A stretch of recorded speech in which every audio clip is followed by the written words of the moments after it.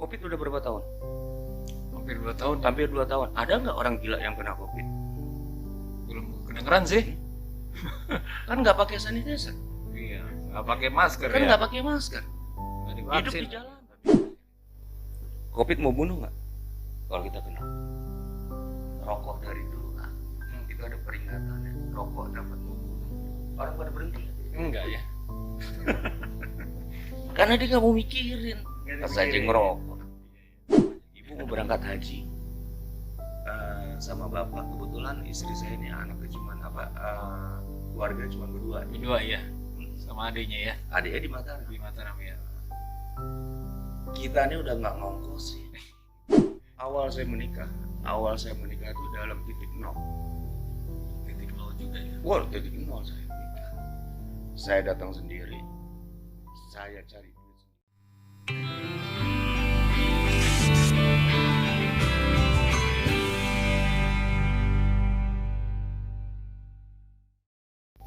Bismillahirrahmanirrahim. Assalamualaikum warahmatullahi wabarakatuh. Waalaikumsalam warahmatullahi wabarakatuh. Alhamdulillahirrahmanirrahim. Allahumma sholli wa sallim ala sayyidina Muhammad wa ala ali sayyidina Muhammad amma ba'd. Segala puja dan puji hanya milik Allah Tuhan alam semesta. Salawat serta salam senantiasa tercurah kepada junjungan alam baginda Rasulullah Nabi besar Muhammad sallallahu alaihi wasallam serta para keluarganya, para sahabatnya dan umat yang istiqomah di jalan Allah. Semoga kita pun kelak mendapatkan syafaat di akhirat. Amin. Alhamdulillah wa syukurillah. Hari ini selamat bertemu kembali di Areza Podcast. Dan alhamdulillah saya kedatangan tamu istimewa, sahabat saya sendiri, guru saya sendiri. Beliau namanya Kiai Haji Tubagus Muhammad Amirul Senjayadin. Bilangnya sering dibilang Uyat Al-Bantani. Memang beliau adalah sama-sama pendakwah. Dari 2007 saya bersama beliau bareng-bareng dakwah, dan mungkin banyak kisah-kisah unik beliau ini yang luar biasa. Dan salah satunya beliau juga sudah membuat buku yang namanya Keren Nasihat Yang Aneh, mereka bilang Uyat Gila. Dan ini luar biasa fenomenal juga buku ini, langsung bestseller karena memang lihat depannya Uyat Gilanya aja. Mudah-mudahan yang saya wawancara sekarang tidak gila ya. Jadi gilanya di sebelah mana kita tidak tahu, tapi saya ingin langsung menyapa aja kepada sahabat saya, saudara saya, Kiai Haji Uyat Al-Bantani. Assalamualaikum. Waalaikumsalam warahmatullahi wabarakatuh. Alhamdulillah, hatur nuhun, terima kasih sudah hadir di podcast AA. Terima kasih Kiai, sehat-sehat Kiai ya. Sehat walafiat, alhamdulillah. Alhamdulillah, karena kita sudah prokes, sudah swab dan segala macamnya, kita mungkin bisa ngobrol lebih enak. Udah Kita vaksin? Udah, alhamdulillah, Oke, sudah vaksin juga, alhamdulillah. Kiai udah juga ya? Udah. Alhamdulillah, ini menjadi ikhtiar ya Kiai ya. Wah iya. Alhamdulillah. Kiai, ini kan mereka tahu nih Kiai Uyat itu karena mereka banyak melihat dari bukunya Kiai ya. Mereka bilang Uyat gila. Tapi kalau saya sendiri kan mengalami sama Kiai itu, kita sudah berteman, bersahabat sejak udah lama gitu kan, mengetahui kesusahannya Kiai, segala macamnya lah ya. Kalau boleh tanya Kiai ini dari umur berapa sudah mau, maksudnya dakwah, atau memang kondisinya seperti apa? Mungkin pernah mondok di mana? Kiai gimana sih? Boleh cerita nggak sedikit Kiai? Saya ini berlatar belakang sebetulnya sama dengan anak-anak yang lain lah. Iya. SD, SMP, Iya. SMA, kuliah. Iya. Tapi jalan Tuhan mungkin takdir. Iya. Kita nggak bisa lepas dari itu. Ditakdirin mesti masuk ke dalam satu area yang namanya agama. Iya. Iya. Selain buat fondasi buat diri kita, ya buat khususnya buat orang banyak. Nggak ada niat jadi ustadz, nggak ada niat. Nggak ada niat sama Nggak sekali ada ya. niat jadi ustadz. Jadi ustadznya sebetulnya juga ke apa ya? Ke dijeblosin sama Tuhan biar jadi ustadz. Ya Allah. Gitu. Artinya itu. Iya, iya, iya. Karena lulus kuliah kan orang harusnya cari kerja. Ya. Logik seperti itu. Mm-mm. Saya tidak. Mm-mm. Lulus kuliah nyari pondok. Ini mondok dulu, malah mondok ya. akhirnya. Malah yang dipakai 100% ilmu agamanya kan. Ilmu dunia nggak ada yang kita pakai. Orang Iya, kita iya, besar di pondok. Alhamdulillah dapat kesempatan mondok di Demak, Ustaz Syakil Quran. Tapi Quran di sana Iya. belajar kita. Juga pernah ke sana. Iya, sama kan 7 tahun lah. 7 tahun ya? Iya, makanya ya ini Bang Toib aja kalah. Bang Toib 3 kali lebaran, saya 7 kali lebaran. Nggak pulang-pulang. Iya. Allah karim. Karena menikmati akhirnya, oh nikmatnya Tuhan gitu. Itu aja. Iya. Itulah jalan hidup. Terus menikah nih, akhirnya mondok gua menikah dulu sih. Mondok dulu, Mondok dulu ya? ketemu sama istri di pondok, itu berkahnya pondok. Luar biasa. Oh jadi ketemu sama itu tuh lagi Mas Antren ya? Lagi mondok. Iya. Lagi mondok. Boleh cerita dikit dong, boleh dong. Oke. Siap.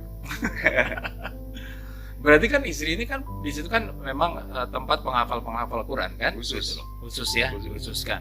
Termasuk penghafal Quran juga istri tuh ya kayaknya. Alhamdulillah istri 30 apa 30 juz ya. Al-Quran. Alhamdulillah. Nah, ini kan Kiai kan bukan dari siapa-siapa lah bahasanya di mondok di sana gitu. Kok bisa dapetin seorang santriwati yang penghafal Quran gitu? Memang di situ ada apa ya? Ada suasana gimana menurut Kiai? Enggak, itu salah satu kegilaan aja sebetulnya. Gimana cerita gimana sih Kiai? Iya, modal nekat semua. Modal nekat awalnya. Karena ini kita bicara santri. Iya. Biasanya kultur. Orang habis Quran tuh dengan habis Quran. Iya. Nah, saya merubah itu. Merubah itu dalam arti kata dengan kenekatan. Nekat tapi benar. Iya. Karena pengen belajar Quran lebih baik. Iya. Pengen belajar Quran lebih mudah. Kan kalau sama istri sendiri kan mikirnya kan lebih gampang. Iya. Niatnya itu aja. Berarti selama mondok berapa lama di sana akhirnya menikahi yang namanya istri Umi Leli ya? Teh Leli ya? Teh Leli yang saya kenal. Umi Leli masih mondok apa keluar mondok? Saya tidak pernah berhenti dari mondok. Oh tidak pernah berhenti. Dan terus saya tidak pernah berhenti sampai detik ini pun menjadi santri. Terus aja ya? Terus.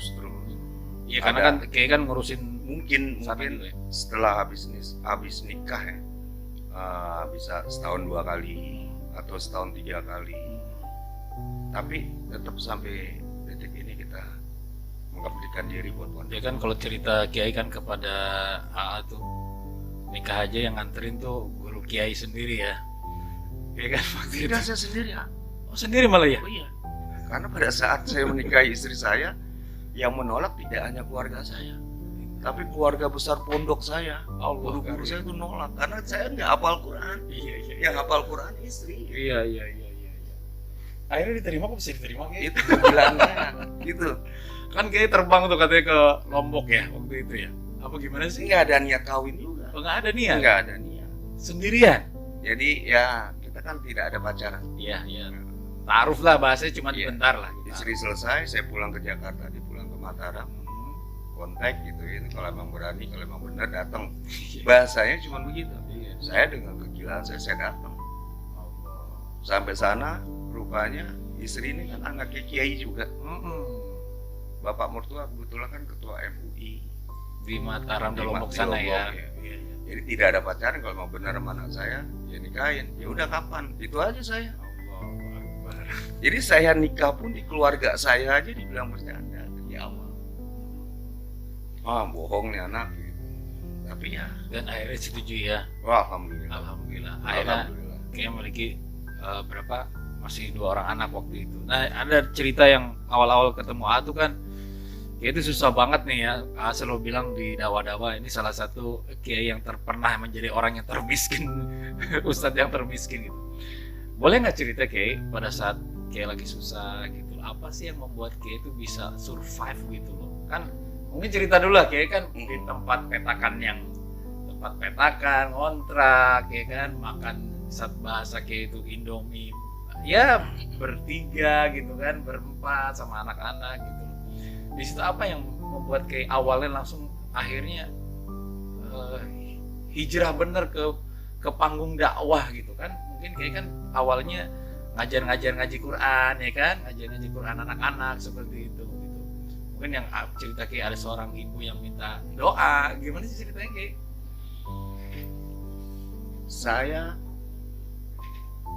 Awal saya menikah itu dalam titik nol Titik nol juga Wah, titik nol saya nikah. Saya datang sendiri, saya cari duit sendiri. Dalam keadaan seorang santri, belum jadi apa-apa, masih santri. Cuman modal nekat. Nekat dengan apa? Nekat dengan modal nekat itu berbeda. Yakin dengan stil yakin berbeda.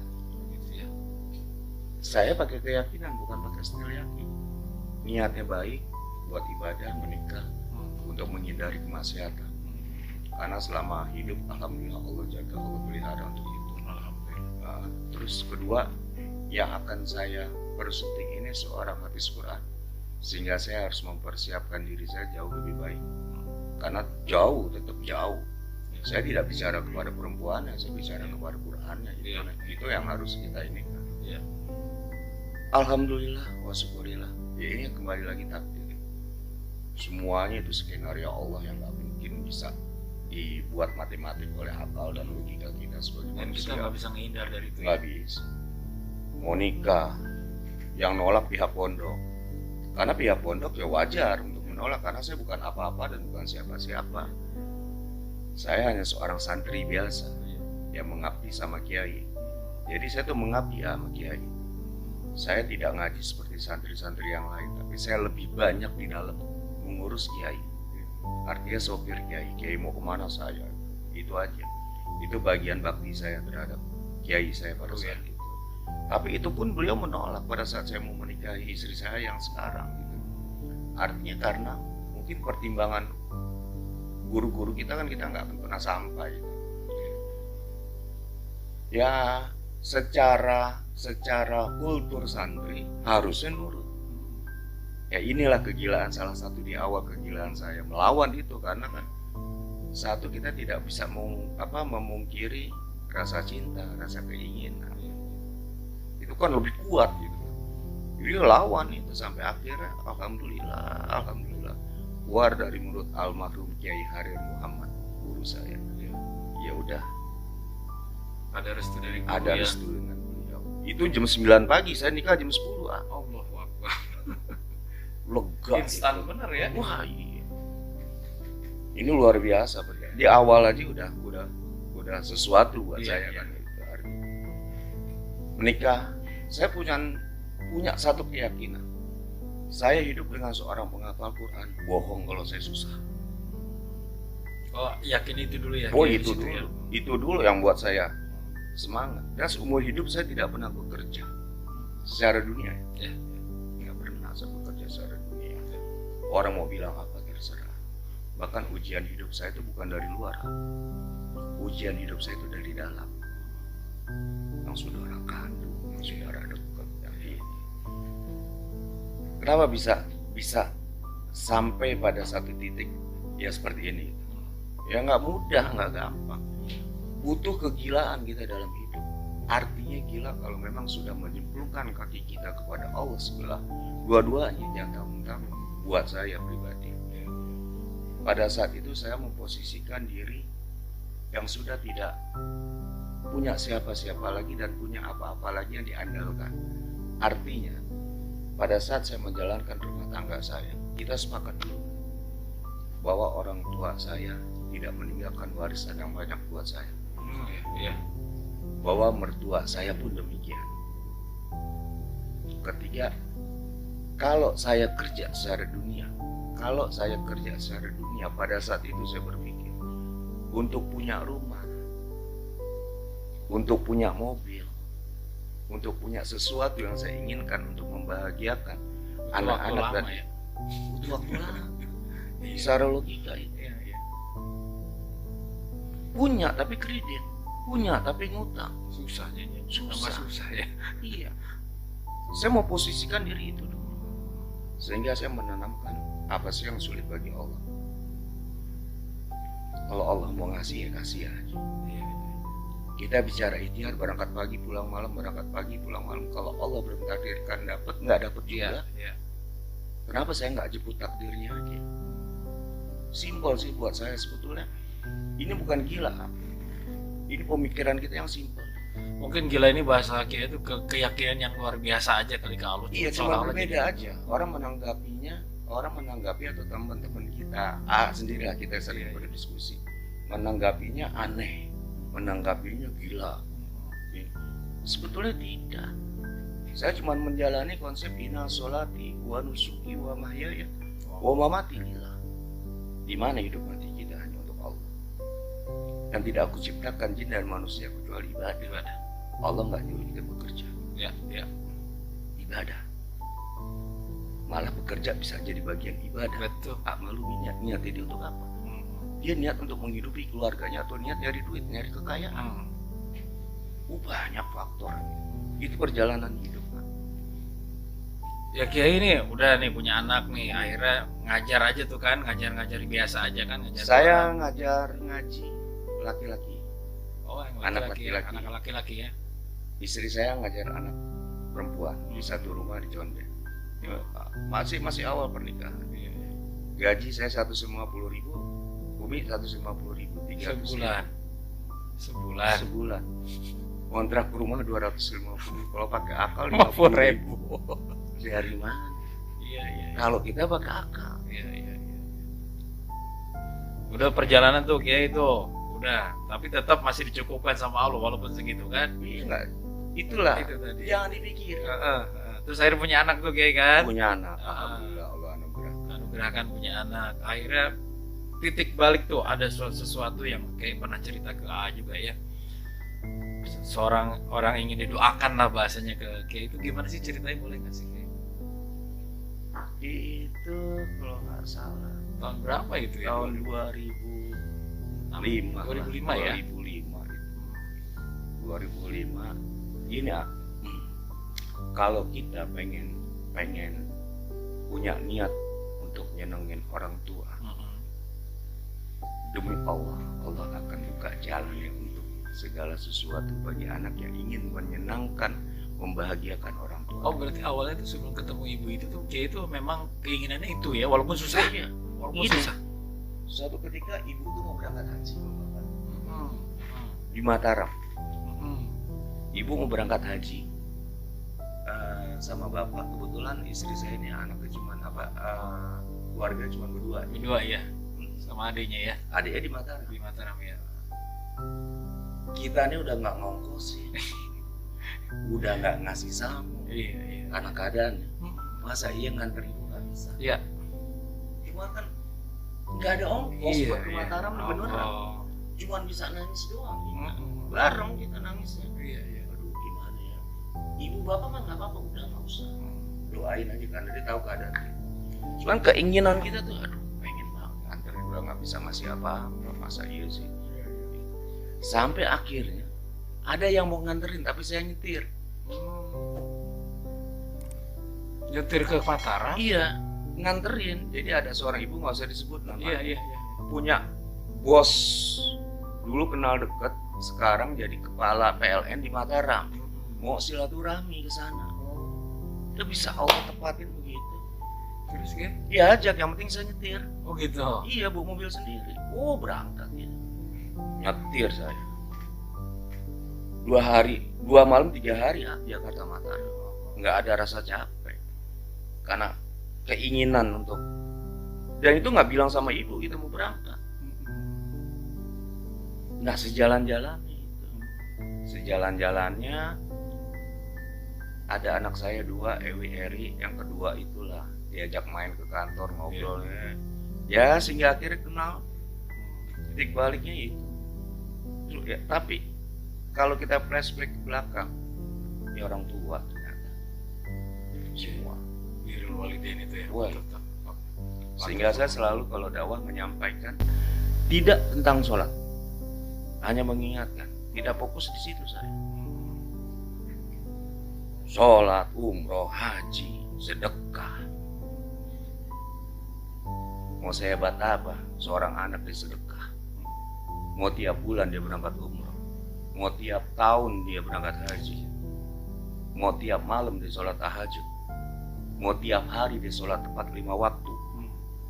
Dia bangga dengan ibadah itu.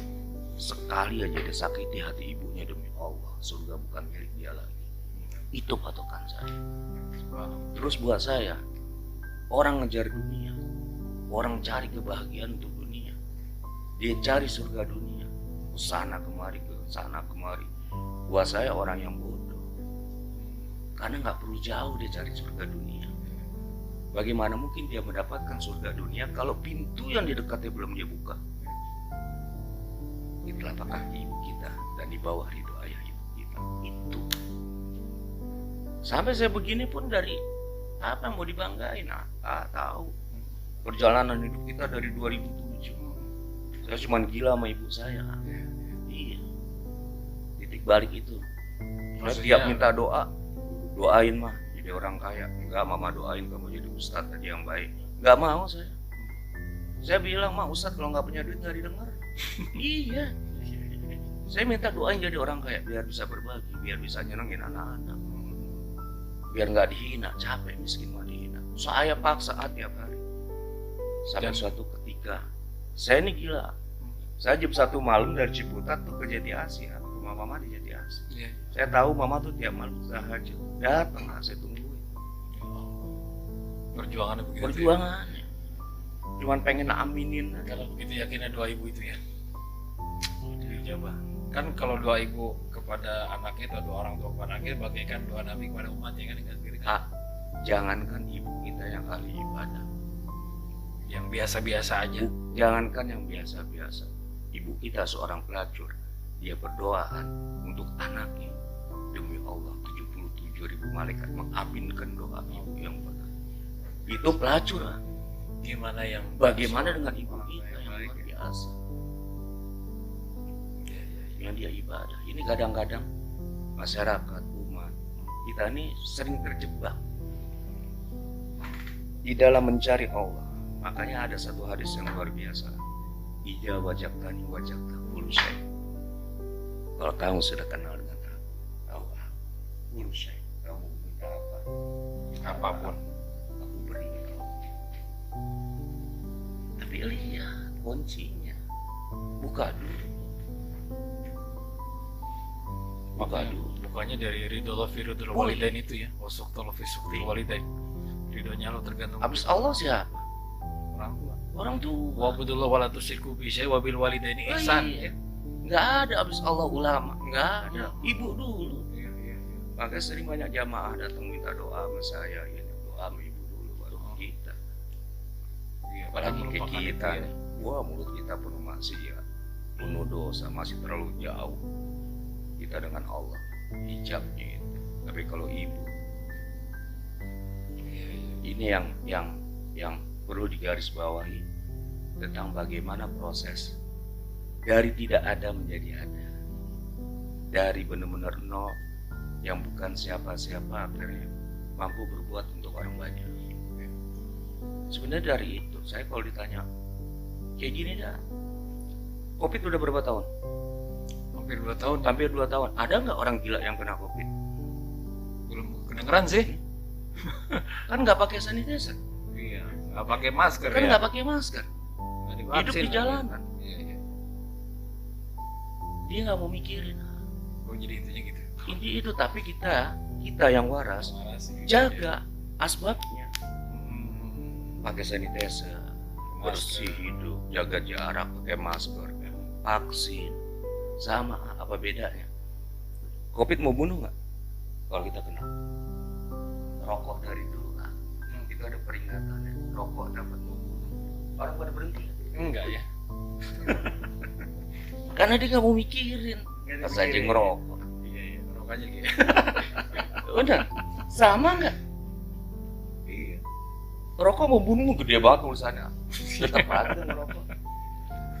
Artinya jangan ta'assub, jangan terlalu berlebihan menyikapi sesuatu yang sudah dalam skenario Allah.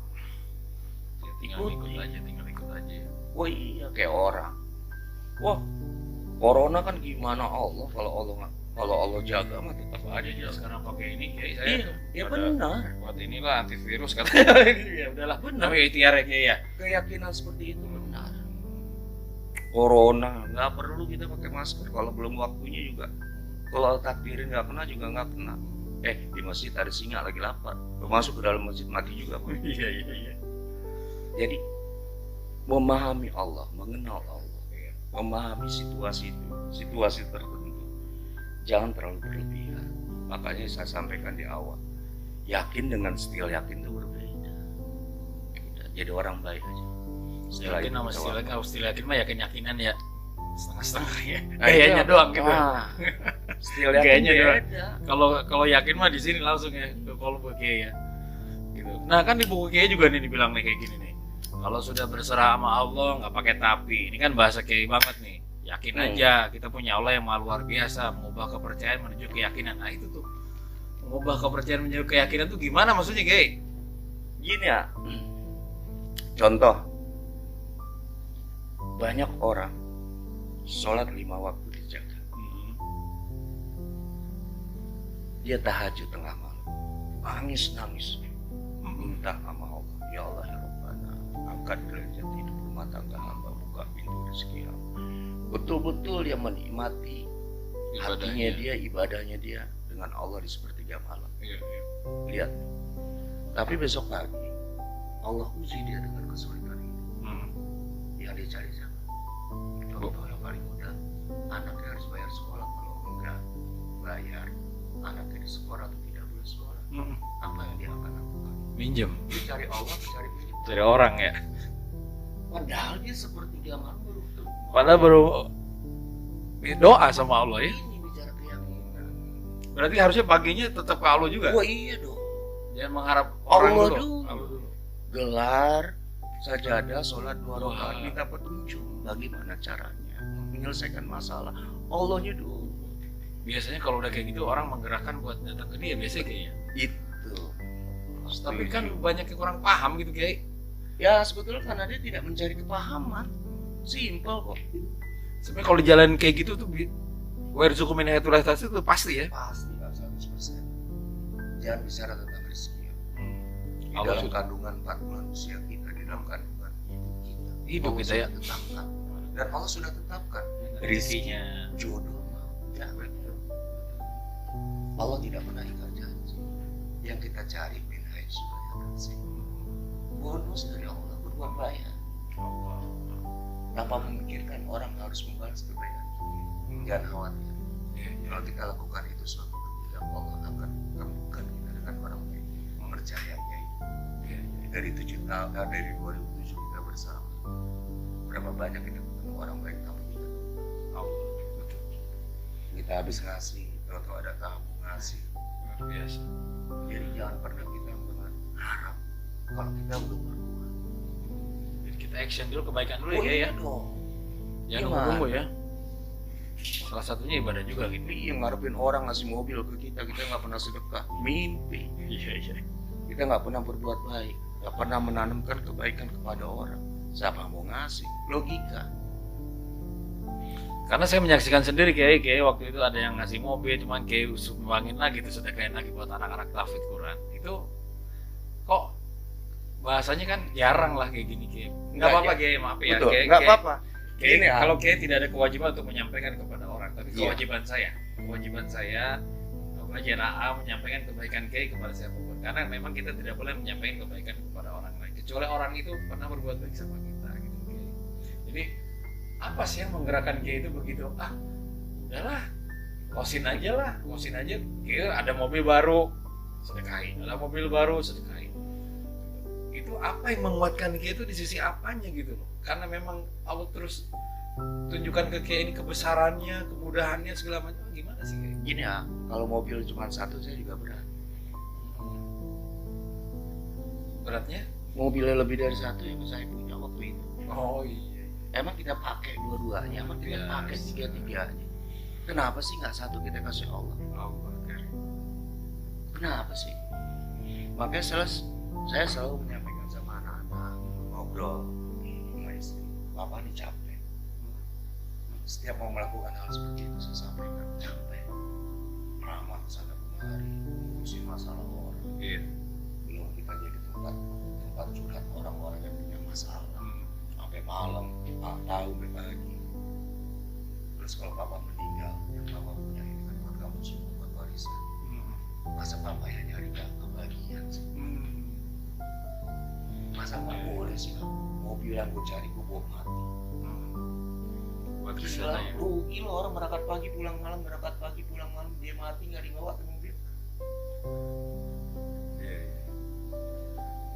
iya. Cuman orang bodoh yang mau melakukan itu.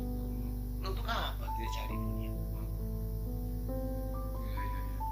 Dia berangkat pagi, pulang malam, berangkat pagi, dia pulang malam. Mau pejabat, dia mau apa, dia cari duitnya. Dia mati, dia nggak bawa. Bodoh buat saya bodoh. Kalau saya nggak mau, saya mati, saya bawa. Saya siapkan dulu buat anak-anak. Kalau buat saya kan saya juga punya hak yang nyari. Ya saya bawa. Makanya tuh mobil yang saya beli, saya cari dengan keringat sendiri. Itu akhirnya apa? Kita sumbangin buat hati sekolah. Kita sumbangin buat yatim, buat masjid. Karena kan itu yang akan menemani saya pada saat saya wafat nanti. Dan itu yang akan menemani di kubur saya nggak sendiri. Saya bawa mati itu amal itu. Harta yang dulu saya cari di dunia, saya pengen saya bawa mati. Saya nggak mau tinggalin semua buat warisan. Makanya itu kita sedekahin. Gue capek nyari duit Mas. Makanya kayak ini kan, kalau saya menyaksikan sendiri kan kayak ya, untuk menyaksikan kayak itu yang tidak punya apa-apa, akhirnya sekarang punya istana yatim, sekarang masjid megah terbangun gitu kan. Padahal nggak kerja lah bahasanya gitu kan, tapi itulah keyakinan Kiai sama Allah yang begitu luar biasa. Nah, bagaimana cara kita menerapkan itu Kiai? Maksudnya kita tuh nggak ada keraguan gitu. Ayo udahlah, kan kadang keyakinan itu kan kita masih ada keraguan gitu. Makanya saya selalu sampaikan, agama ini praktek. Amalia ya, Agama ini bukan teori. Kalau dipraktekkan. bicara teori, kita akan terkontaminasi, terhubung kepada satu sistem halal haram, boleh tidak. Mau sampai kapan? Agama ini bagaimana kita ketemu dengan Tuhan kita. Agama ini bagaimana kita mengenal Dia. Sehingga apapun yang Allah larang, dengan mudah kita tinggalkan. Apapun yang Allah perintah, dengan ringan kita jalankan. Jadi bukan sholat bukan lagi jadi beban, Iya, iya. tapi menjadi satu kebutuhan. Contoh yang paling mudah ya, saya yakin banyak dari kalangan kita yang ngerti tahu. Yang paling gampang hadis yang disampaikan oleh baginda Rasulullah SAW. Dirimu dan anakmu, dirimu dan hartamu milik ayah ibu, benar. Tapi kita membatasi nggak kalau ngasih ayah ibu? Iya. Padahal punya dia. Kita kan melihat sekarang, nggak melihat dulu bagaimana kita Perjuangannya. mengoyak kemaluan ibu kita. Bagaimana kita bersemayam di dalam rahim ibu kita, yang dia susah ke kiri ke kanan pada saat hamilin kita. Dia ngelahirin kita taruhannya antara hidup dan mati. Berdarah-darah kemaluannya dengan kelahiran kita. Apa dia memikirkan diri yang ya, lahir seorang anak apa yang diucapkan ibunya? Anak saya gimana? Dia nggak mikirin diri. Nggak mikirin sakitnya, nggak mikirin apanya Kiai ya. Lalu bagaimana perjuangan ayah kita, bapak kita, papa kita? Berangkat pagi pulang malam hanya untuk menghidupi kita yang supaya tidak kelaparan. Dia menanggung malu. Kadang-kadang dia berani nipu orang. Yang penting anaknya makan. Pas kita jadi punya duit, apa yang kita udah lakukan untuk ayah ibu kita? Ngasih duit tiap bulan, membatasi bos. Belum mampu kita membalas. Jadi merasakan nih Kiai ini, Bagaimana kita bisa ketemu dengan Allah? kalau kita memperlakukan ibu kita juga baik ya. Makanya saya bilang, kalau orang punya masalah, kaji dulu, lihat dulu dia punya masalah apa dengan ayah Orang ibu. tuanya. Bohong. Iya, iya. Karena dosa yang Allah balas nggak nunggu kita mati adalah cuma satu, dosa kita Sesama orang melawan tua. orang tua. Itu. Jadi kalau lihat kenapa Kiai bisa begini, kenapa bisa ada Allah titipin dari nggak ada. Demi Allah itu doa orang tua. Kegilaan bakti saya sama ibu saya. Allah. Tanpa malu saya sampaikan. Wah gila saya. Dulu kalau kita ceramah, dapat amplop, saya belum buka. Kalau mama saya belum buka, isinya kadang-kadang mohon maaf lahir batin 3 juta. Saya kasih mama nih, ambil mama mau berapa? Dia ngambil cuma 100, 200. Allah. Gila. Situ letak perjuangan kita ya. Udah kita orang tua kita udah nggak ada, untuk kita udah nggak ada. Sekarang bagaimana kayak sekarang bisa? Sekarang mama udah nggak ada, ayah udah nggak ada. Cara membahagiakan gimana? Gak ada yang dibanggakan bagi seorang anak. Kalau Cik mau jadi pejabat, menyandang bintang 1, bintang 2, bintang 3, bintang 4, apa yang mau dibanggakan kepada siapa? Nyesel bos. Iya. Benar. Dan kita lihat berapa banyak orang kaya, orang yang jabatannya tinggi, memperlakukan ibunya seperti apa. Jadi kalau mau keluar dari kesulitan sebenarnya bahagiakan orang tua aja kayak gitu. Balik rujuk sama Allah. Maka saya selalu menyampaikan, kalau kaki kita udah sebelah ke Allah kedua-dua, jangan tahu. Itulah kalau sudah Allah nggak perlu tapi kan. Nggak pakai tapi ya, nggak. Udah Allah aja udah. Jangan nanti gimana nanti. Jangan nanti gimana, tapi gimana nanti. Gimana nanti. Selama tujuan jelas, hanya untuk Allah. Capek kok kita, capek. Seberapa hebat sih kita? Seberapa kuat sih kita? Polisi, dia ada batasnya. Pensiun selesai.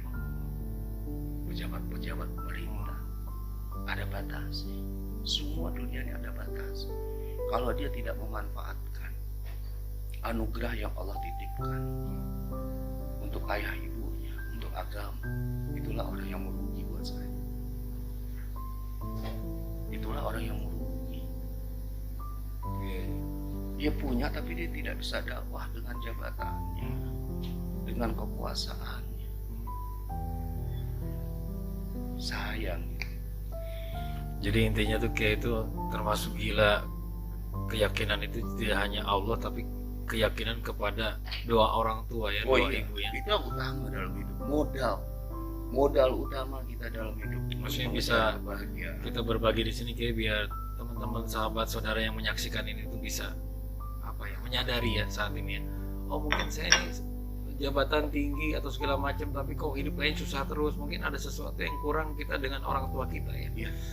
Gimana cara memperlakukan saat ini orang tua kita yang sudah nggak ada kayak ya. Kalau kata Rasulullah kan kita kalau ingin membahagiakan orang tua yang sudah meninggal, minta ampun kepada Allah untuk mereka dan bersedekah atas nama mereka, kan begitu ya. Kadang saya sering banyak menemui buat ayah ibunya yang sudah wafat.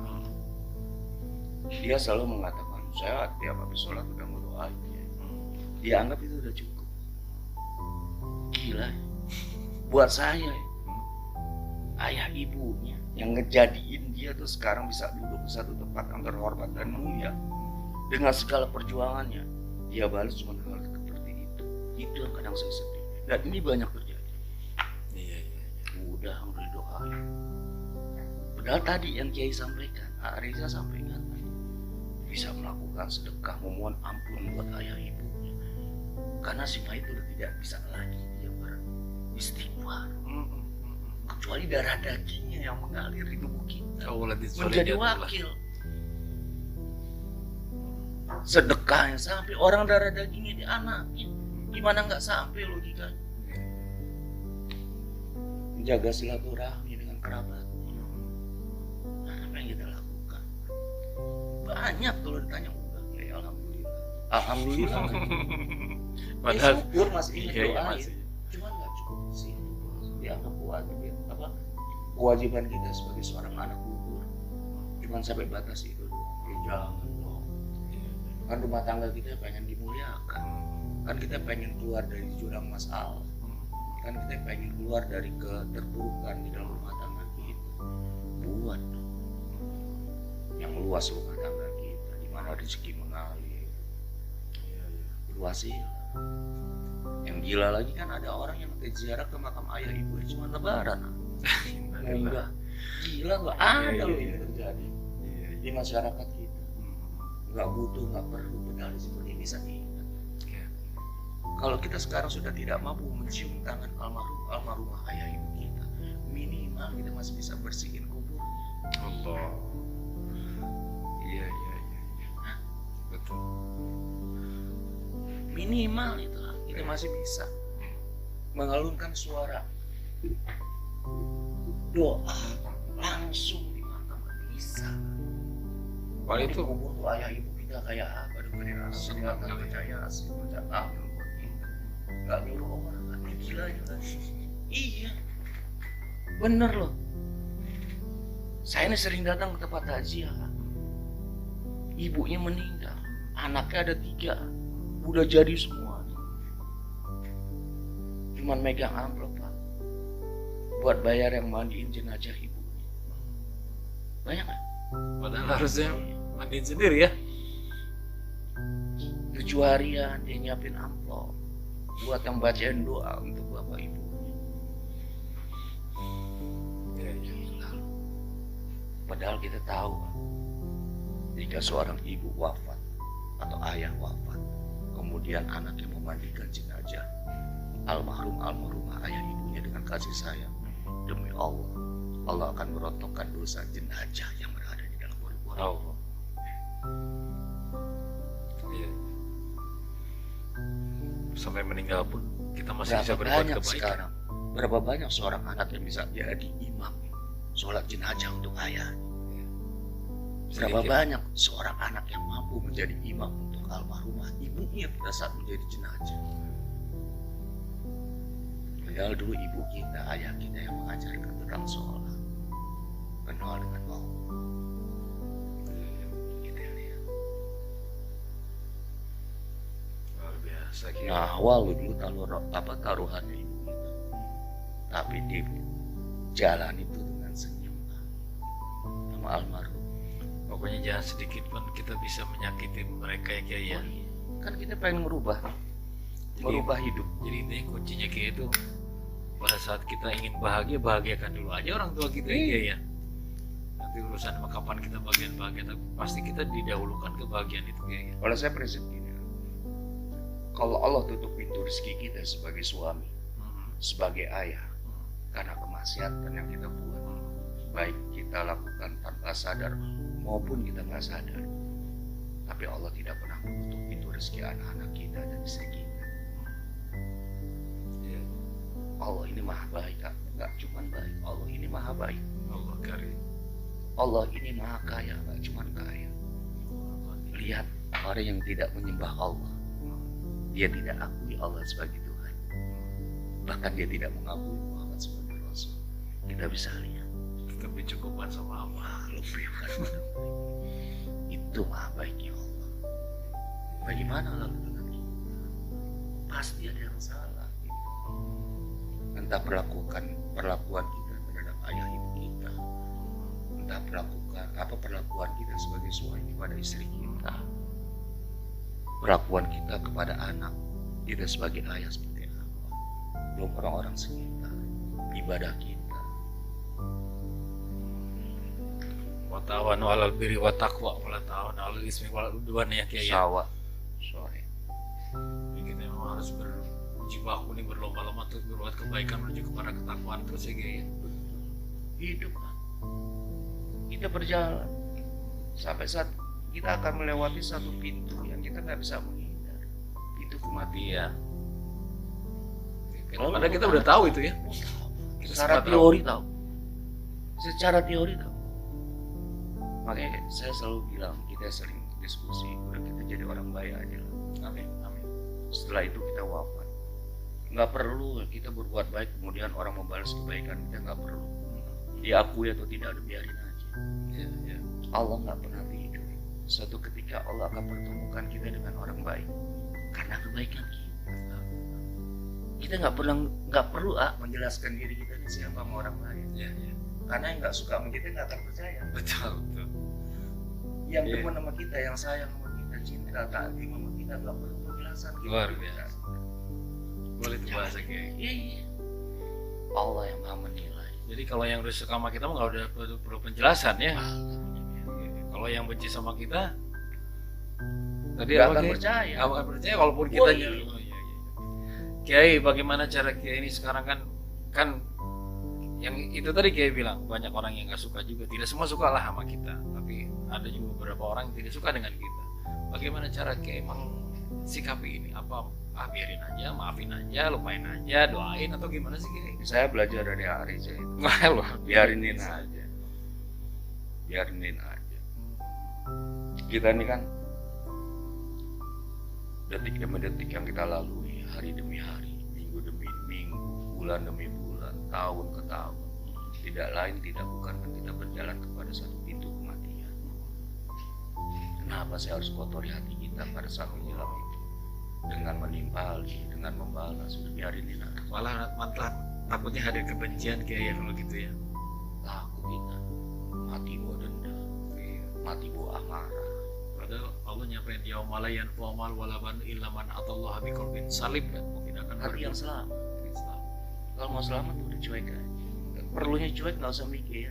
Biarinin Iya, aja iya. orang mau ngomongin apa. Itu ya. Nggak usah pikir.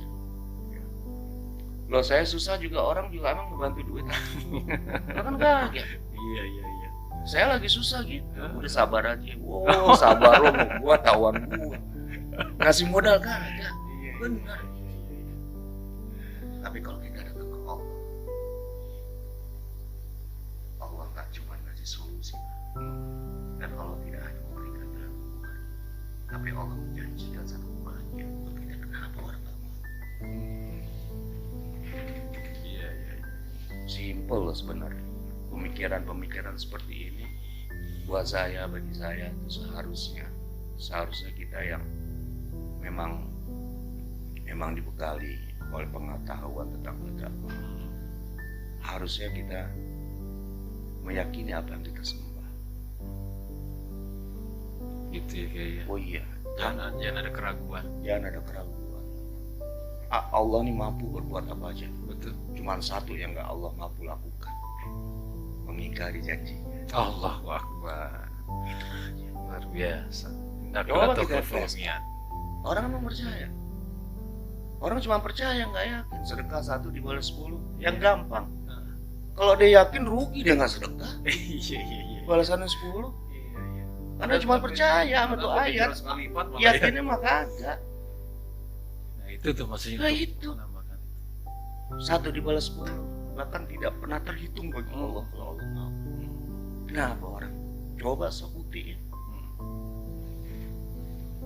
Nah itu hal-hal yang kecil seperti itu yang kita kadang-kadang bingung untuk memperbaiki diri kita dan keluarga kita. Yang saya sampaikan. Makanya kalau ada jamaah yang bawa masalah ke rumah saya berdiskusi atau minta jalan keluar, udah ibunya aja. Kalau masih ada orang tuanya. Kalau nggak ada orang tuanya tadi ya. Sedekah atas nama orang tua gitu ya Kiai. Oh, orang cium tangan bolak-balik. Iya. Sama ibunya kagak dia lakukan. Yang punya keramat ibu. Buat saya, mohon maaf lahir batin. Ibu. Kan bahasanya ada bahasa mutiara para ulama gini, satu doa seorang ibu itu boleh mengalahkan 1000 doa ulama katanya gitu kan. Bahkan saya tahu baru kemarin saya tahu kedudukan seorang ibu itu doanya sama dengan 7 wali yang mendoakan. 1 wali itu sekelas saya Abdul Qadir Jailani. Ini 7. Luar biasa. Kenapa sih hidup mesti ngeribetin diri? Cuma kadang-kadang kita ini gengsi, malu sama ibu kita, mau cium kakinya, ntar dibilang apa? Ibu ya Allah, iblis emang nggak demen kita bakti sama ibu kita. Karena kalau kita bakti sama ibu kita jadi orang kaya bisa sedekah, bisa ngumrohin saudara, bisa berbuat banyak. Iblis nggak demen, maka ditaruh rasa malu yang berlebihan untuk memperlakukan ibu kita bagi seorang raja, bagi seorang ratu. Itu saya pelajari.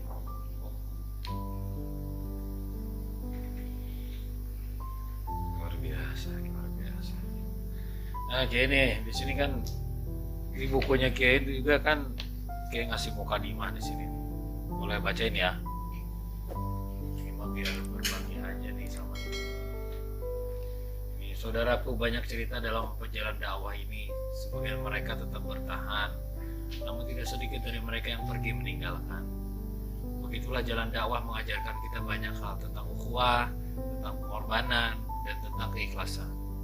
Kadang kesal, kadang lelah, kadang suka, namun tidak sedikit langkah yang beriringan duka, hingga menguras semua peluh dan air mata.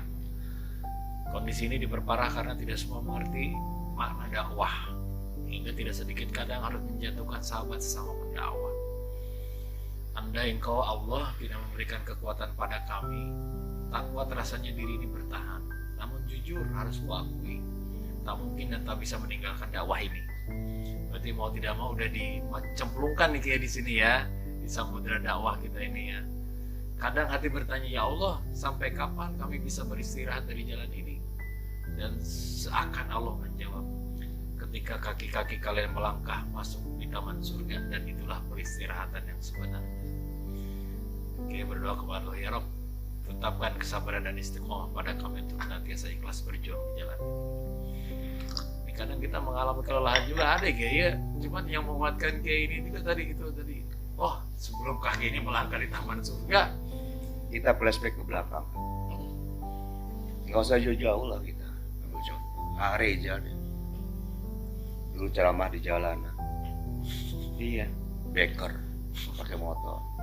Ada aja orang yang nggak suka. Padahal menyampaikan agama, menyampaikan kebaikan. Ya itulah dakwah. Mereka tidak tahu sesungguhnya, kecuali kita yang menjalankan. Dan orang lain pun, orang terdekat kita pun tidak tahu kita melakukan itu untuk apa, kecuali Allah kan ujungnya. Tapi kan masih banyak fitnah.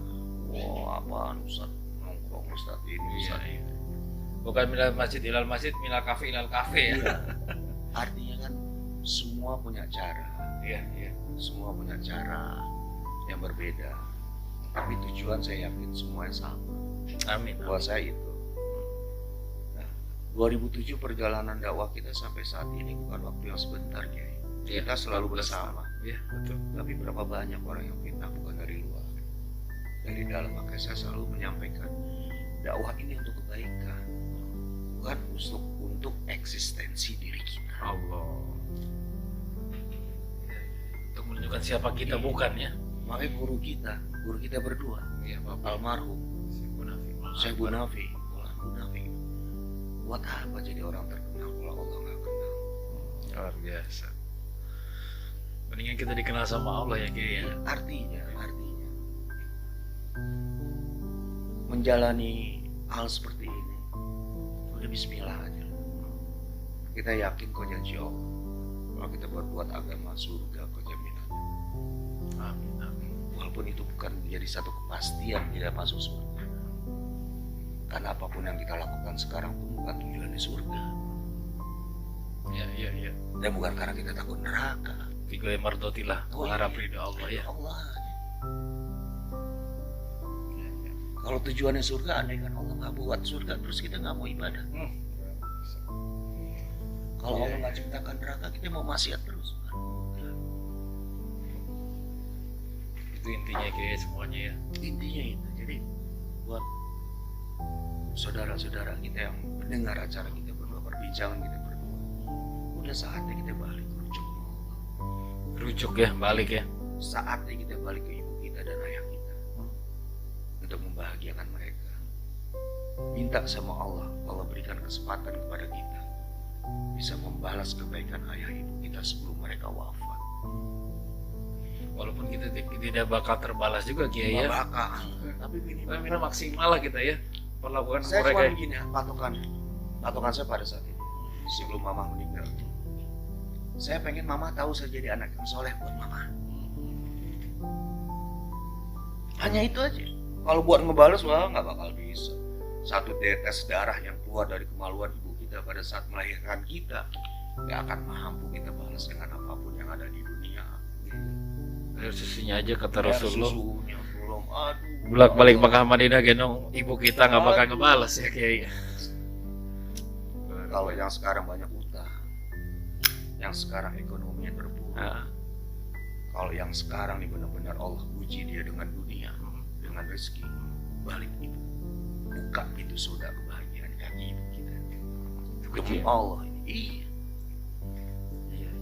Bahagiakan mereka pokoknya. Bahagiakan ibu, mereka. bapak kita kan. Dan bahagiakan Allah dengan ketaatan kita. Allah. Iya. Sholat perbaiki, lisan jaga hati, jangan lagi ada hasad, hasud, iri, dengki, buang jauh-jauh, sehingga kita bisa menikmati hidup kita ini dengan enak. Dan qad aflaha man zakkaha wa khaba man dassaha. Orang mau ngomong apa mah terserah, sudah ke Beruntung orang mensucikan jiwanya kayak ya. Kalau beruntung kan pasti kan untung terus beruntung ya kan. hidup ini paling enak ditolong oleh Allah. Benar, paling enak ditolong Yang oleh terbaik Allah. masalahnya. Kalau Iya ditolong aja. terbaik. Iya. Nasrullahi wal fath wa ra'aita nasan quluna fi dinillah ya Allah. Fasabbih bihamdi rabbika wastaghfir. Karena tahu apa. Udah paling enak hidup ditolong sama Allah. Kenali dulu Allah. 3 langkah untuk kita datang kepada Allah. 1, kapan pertolongan itu? Allah itu datang buat hidup kita, buat keluarga kita. Pada saat kita datang ke Allah. Iya. Nasrun minallah wa fathun Oh, iya. qarib. Pertolongan Allah sangat dekat kayak ya. Siapa yang mau dekat sama Allah? Iya kan? Intinya kita Oh dekat dulu iya, kan. deket dulu datang. Rujuk lah kalau bahasa kayak tadi ya. Balik ya. Iya. Yang kedua, pada saat kita sudah sabar dan pasrah dengan ketentuan Allah. Jangan lagi cari jalan keluar, bos. Kalau mau ketak-katik apapun masalahnya nggak akan ketemu. Demi Allah nggak akan ketemu. Sok buktiin. Udah sabar pasrah, terima ketentuan Allah dengan ikhlas. Luar biasa Kiai. Yang ketiga lagi ya. Apa? Satu lagi Kiai. Pada saat kita pandai menyambut kedatangan Allah. Gimana tuh? Ya ada orang minta tolong. Kadang-kadang kita nggak mau nolongin karena keterbatasan kita. Padahal Allah yang giring dia untuk mengangkat masalah kita. Iya, orang. Betul. Kalau rujuk ke Allah ya begitu semuanya ya. Oh, iya. Hasilnya kayak ya. Luar biasa. Gua santai hidup. Kiai, keinginan Kiai nih sekarang masih sebagai pendakwah, sebagai ustaz, sebagai ulama gitu. Apa keinginan terbesar Kiai itu sebenarnya? Keinginan saya pengen nyalon jadi presiden anak yatim. Luar biasa. biar mereka terpenuhi semua Kiai ya kehidupannya ya. Luar biasa. Iya. Kalau dipikir itu, terus saya kepengen wafat dalam keadaan menafkahi mereka. Orang mau bilang apa terserah. Kiai kan segala masih ini ya, keterbatasan ya. sekarang masih Indonesia bertahun masih ya, Masih ya, sama Sifatul Qulub ya. Masih Ya, alhamdulillah. majelis ya masih jalan Masih. terus ya, alhamdulillah ya. Jadi kegiatan kayak pandemi cuman memang agak dikurangin sekarang ya Kiai ya. Pandemi dikurangin, kita ikuti. Tapi lihat sih santunan masih jalan terus, alhamdulillah ya walaupun dibagi-bagi ya. Jalannya jangan pikir. Iya. Pandemi ini segala kegiatan kita jalanin aja, jadi pikirin. Tapi ingat, prokes harus dijaga. Hindari kerumunan untuk sementara waktu. Kan dakwah kita bisa via Zoom. Iya. Jangan dipaksakan lah kalau emang menimbulkan nanti mudarat. Iya. Buat saya pribadi seperti itu. Betul. Terus masalah vaksin ini bukan buat diri kita aja loh, buat orang banyak. Buat orang banyak. Udahlah. Iya. Ini pemirsa yang belum vaksin. Iya, buat orang banyak. Pahala yang Karena kita udah vaksin ya. Alhamdulillah. Iya. Jadi kita jangan punya juga suudzon terlalu berlebihan. Ya. Ini hati nih makanya yang perlu dijaga dan perlu terjaga. Baik aja. Ya terserah lah orang mau ngomong apa gitu. Kalau keinginan saya yang terakhir nggak ada sih ya, kecuali satu lah, Allah ridho dengan apa yang saya lakukan. Sama kayak berarti Nggak kayak ada kita lagi. sama. Mudah-mudahan ridho di dunia, ridho di akhirat juga kayak kita ya, Allahnya ya, kita ya. Apalagi saya baru kehilangan anak. Alhamdulillah. Udah semangat hidup untuk saya pernah ini cerita sebelum anak saya meninggal saya udah lakukan yang terbaik sebagai seorang ayah, kita ini berdua bukan ayah yang cuman begitu doang sama anak, tapi gila sama anak tuh kita gila seperti apa. Saya ceramah sering ngomong, lihat Nabi Allah Ibrahim, dia menyatakan tidak ada yang dicintai kecuali cintanya kepada Allah yang maha mencintai dan kepada Allah. Begitu pula yang disayangi, sampai akhirnya Allah uji dia dengan menyembelih anak Ibrahim, Ismail alaihissalam, buat membuktikan iman Ibrahim benar nggak nih ngomong. Ini kan belum sampai segitu Allah uji. Pada saat Idul Adha nih saya, ya Allah uji anak saya diambil. Hebat Allah. Dan saya nggak kuat. Nah. Pada saat itu saya menyatakan berhenti saya jadi kiai. Udah saya jadi umat aja. Nggak mau saya ngurusin lagi udah. Saya pokoknya sholat, kewajiban saya aja pokoknya. Tidak lebih dari itu. Pokoknya saya udah ngomong. Ya tutuplah pengajian di rumah saya. Jangan kasih yang lain lah udah. Sempat begitu gitu. Iya sempat. Nggak munafik kita. Saya terpukul gitu. Iya. Kadang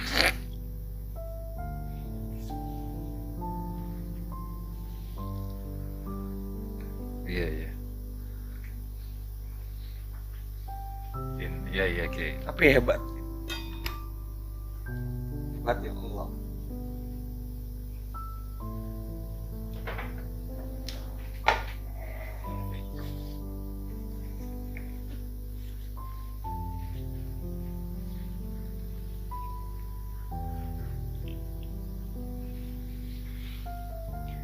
Ya,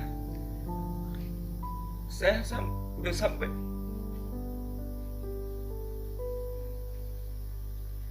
momen apa ya? Apalagi mau ngapain? Kan ini menyenangkan Seumur anak hidup ya. gue udah berbuat untuk agama kok. Iya. Kenapa nggak yang lain? Ambil rumah, ambil mobil, ambil masjid, istana yatim ambil. Tapi buah hati sendiri Oh. Kiai. Apa yang menguatkan Kiai sampai saat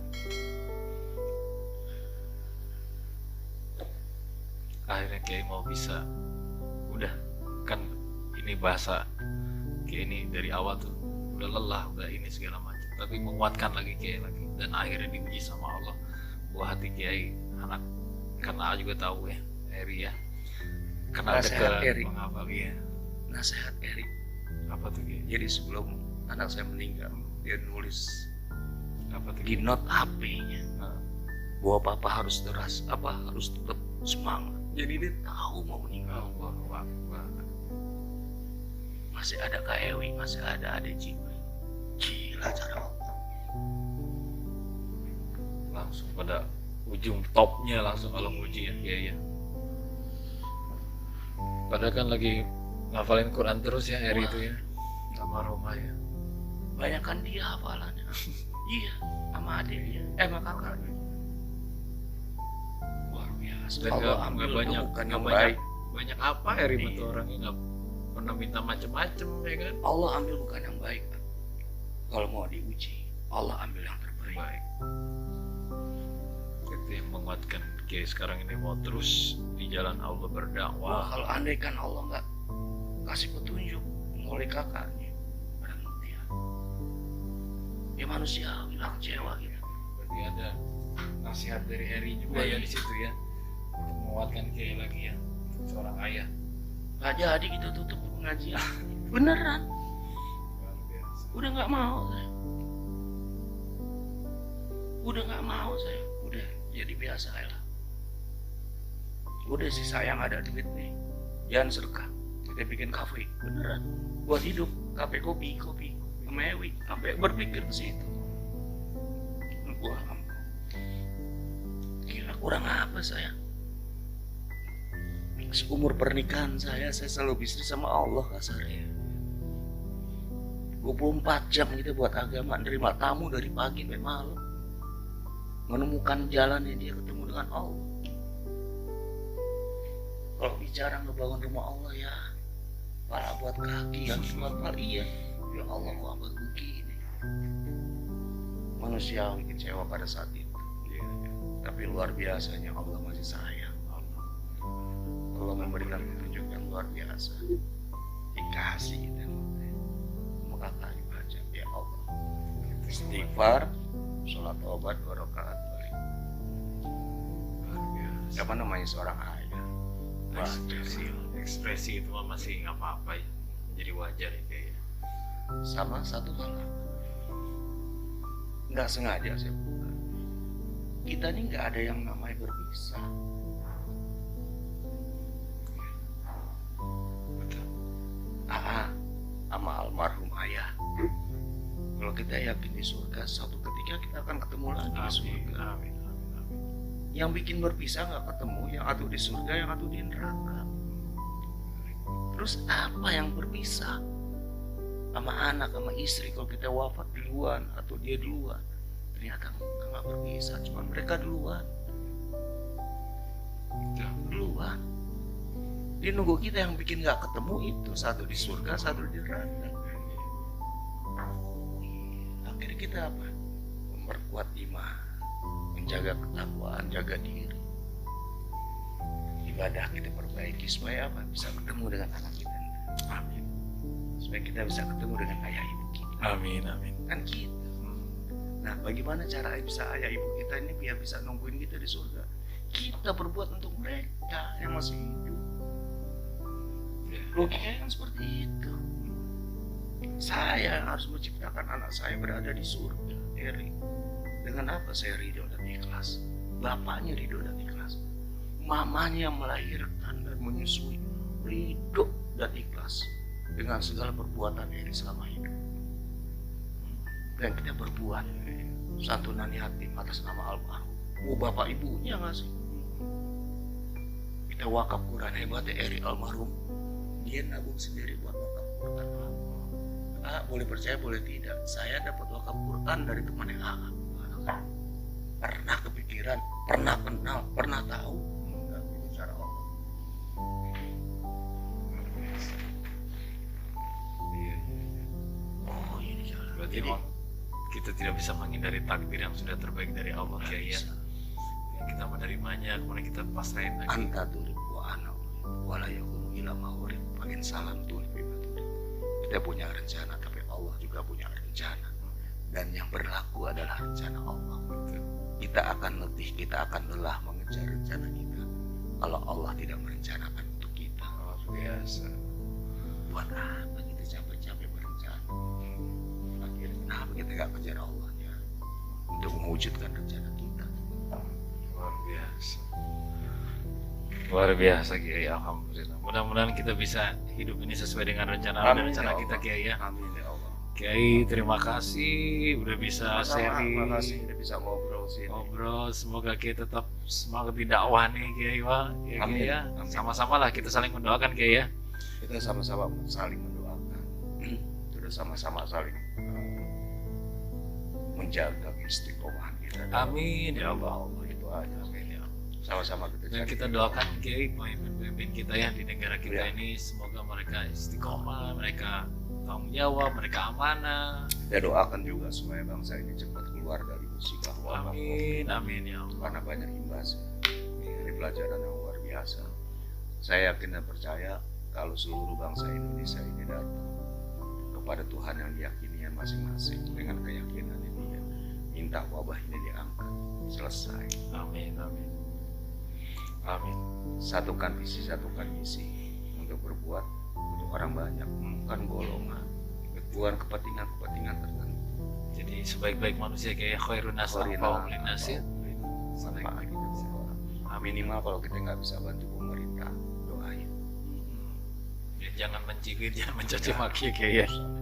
Jangan Ya. mencela ya kayak ya. Takutnya kita habis caci maki, besok kita mati. Terus mereka lebih baik. Bukan, Repot juga kan. bukan habis caci maki, kita bawa kesel, kita bawa marah. Kemudian Allah wafatkan kita. Oh, Kita dalam wafat hati dalam yang membawa. kotor ya. Suul khotimah. Kita ini jangan terlalu pede bakalan masih hidup panjang. Pokoknya saat ini berbuat baik aja. Jangan Baik, ditunda-tunda kayak ya. Baik aja.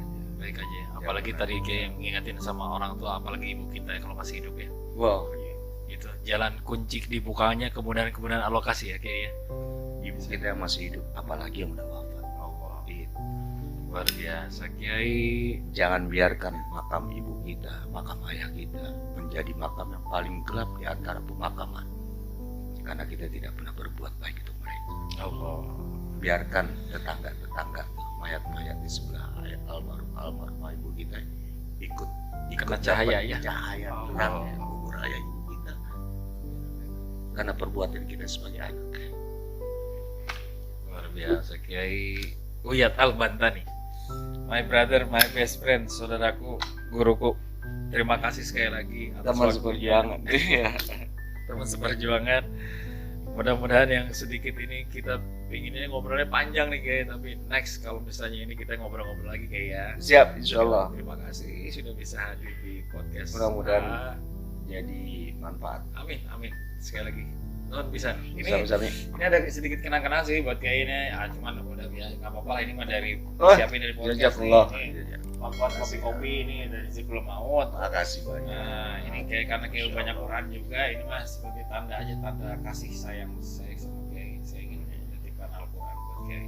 Oh, ini Kalau dia. kita bisa bareng-bareng kita bisa mengamalkan Kiai. Di sini ini komplitnya. Oh, Iya. tentu juga udah lintas. Mau kaya, Oh, mau bahagia, mau masalah kelar. Quran Kiai. Insya Allah Quran kita bisa ngamalin Kiai. Amin ya Allah, amin. Sekali lagi hatur nuhun bisa Sama-sami Reza, salam maaf Kak lahir batin. Tereli sama Kak Ewi sama Sami-sami, Jibril, ya. salam hormat buat keluarga. Kita bisa ketemu lagi sama Erin tadi sore. Amin ya Allah. Tuhan bisa Kiai. Assalamualaikum. Waalaikumsalam warahmatullahi wabarakatuh. Alhamdulillah. Syukurillah. Ngobrol banyak sama Kiai Uyat Al-Bantani. Banyak inspirasi, itu banyak jawaban-jawaban buat kita kalau kita ingin keluar dari kesusahan.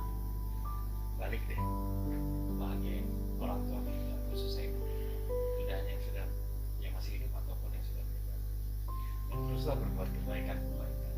Jangan pernah mikirin orang buruk kepada kita, tapi udahlah, itu bagian daripada cara Allah untuk mengangkat derajat kita. Mudah-mudahan kita semua senantiasa dibimbing sama Allah. Amin ya Allah. Untuk di jalan yang lurus yang benar yang diridhoi oleh Allah, dan semoga apapun ujian-ujian yang kita hadapi sekarang bisa kita melewati dengan baik, dengan bisa terus sabar dan ikhlas menjalankan dan pasrah dan total kepada Allah. Insya Allah jawaban yang terbaik dari Allah akan berikan banyak kebaikan dan manfaat kepada kita.